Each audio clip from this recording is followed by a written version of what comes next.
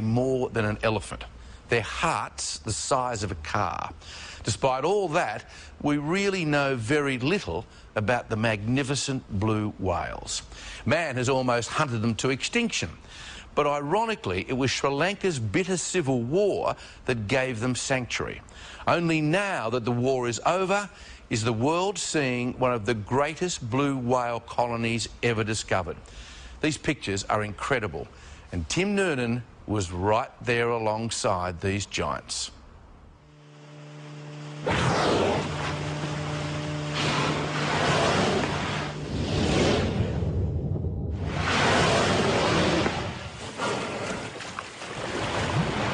It's the largest animal that's ever roamed the planet. It's immense. It's just unfathomable, I think. It's built so perfectly, so streamlined.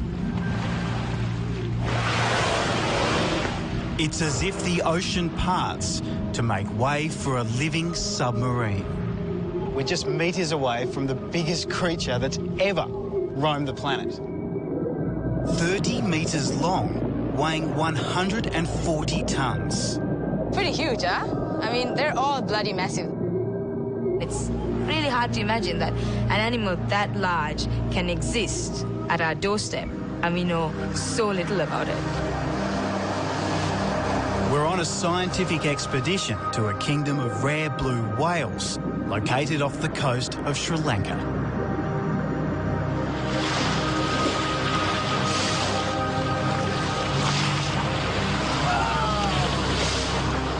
We'll get as close as anyone ever has to these timid giants. Here he goes. Oh, look at that fluke. That's nice. That's really nice. But no one expected this. Look how close he is. Oh my God, it's coming up.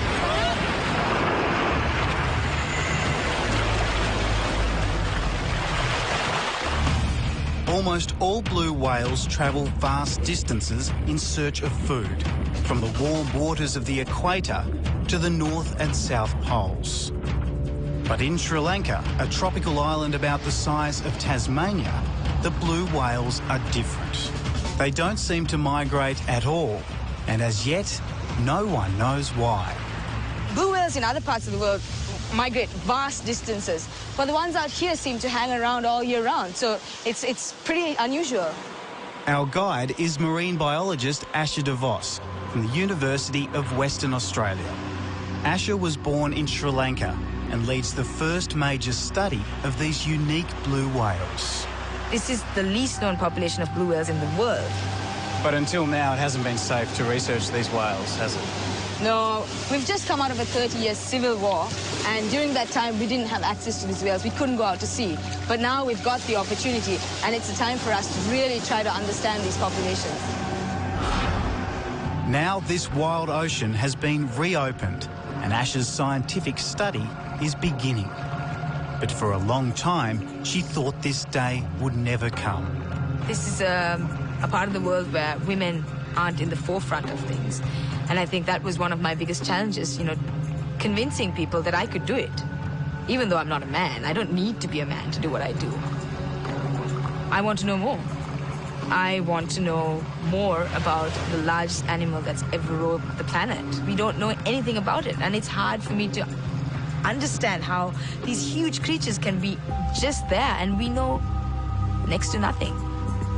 Oh, whale. Is that a blue? Yeah, it's a blue.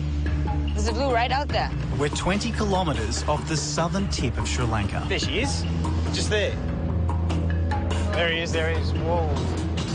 As we get closer, the blue whale hears the engine and dives. Our quest will not be easy. They're incredibly elusive. What's their personality? They're really shy and very timid. 1 minute you see them and then that's it. They're gone. So we've got one shot, one chance. Pretty much. And we have to just keep scouring the ocean all the time to make sure we don't miss out. There it is. Look again. Perfect.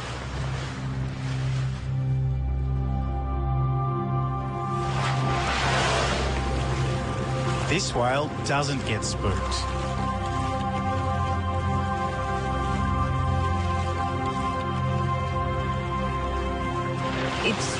immense. It's just unfathomable, I think. Beneath the surface, you get a true sense of the whale's immense size. Covered with remora fish, some almost a metre long. We kind of think its heart is the size of a small car. We think a child could crawl through its arteries. The tail from tip to tip would be about 3 meters.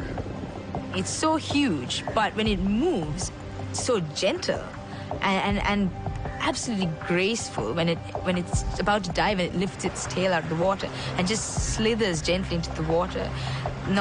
There's no huge splash. There's, it's just, I don't know, it's just so smooth and clean.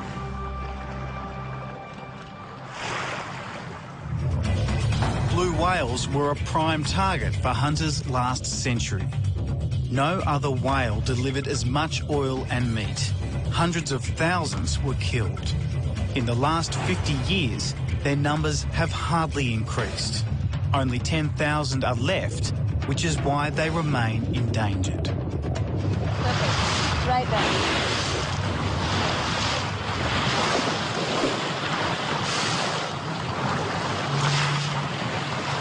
Asher photographs skin markings and tails which are called flukes. There are whales' fingerprints.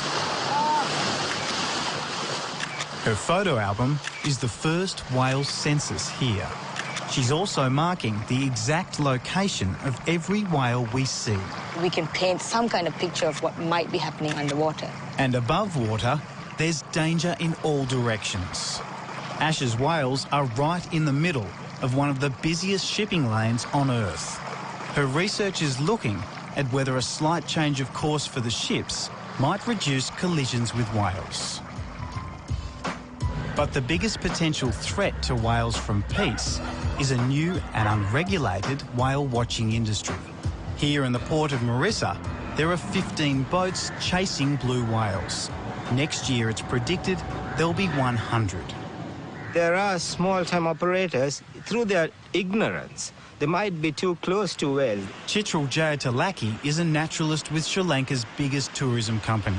He wants new laws to protect the whales. We know that the world is going to come to look at Sri Lanka as a fantastic location to do whale watching, and as more operators and boats get into sea, the more the need that these guidelines and discipline is formalized.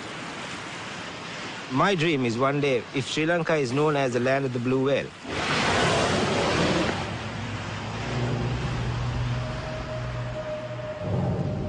Asher's blue whale sightings are plotted over a map of the ocean, and a pattern is emerging. The blue whales are concentrated over the deepest underwater canyons. This dark patch is where the canyon is. And you can see our sightings are pretty much spot on top of the canyon. So obviously, the canyon, there's processes going on in the canyon that are encouraging the whales to hang around there, making it more productive, giving them more food. The biggest living creature eats one of the smallest, krill, tiny shrimp about the size of a 10-cent piece. They need as much as 4 tons a day. Wow, look at that. Just so close. This is amazing. This is an amazing experience. It's almost like, I feel like I've almost never seen a whale before. I get that excited. It's just phenomenal. I don't know. But there is an unpleasant side to Asher's research. I wouldn't even describe it as fishy. It's kind of, it's not pleasant. This is blue whale poo. And yes, it's orange. So what scientifically can we learn from this? One thing is when you see it, you know immediately that this is a feeding area. And then on top of that, you can find out what species they're feeding on, what kind of krill. There are other whales here as well. These are sperm whales. They're far more sociable and even hang around long enough for me to get in the water for a closer look. But it's blue whales we're here to see. And out of the blue comes our closest encounter. Look how close he is. This whale is 4 times the size of our boat. Oh my God, he's going to come straight for the boat. And it accidentally hits us. Whoa! I actually thought, as the whale came up, it lifted the boat up out of the water. For a moment there, I thought that we were going to topple over. Yeah. It wasn't an aggressive move on the whale's part. We were switched off. We were just sitting in the ocean. I think we took it by surprise because we were so stealthy at that point. So good encounters happen to those who wait.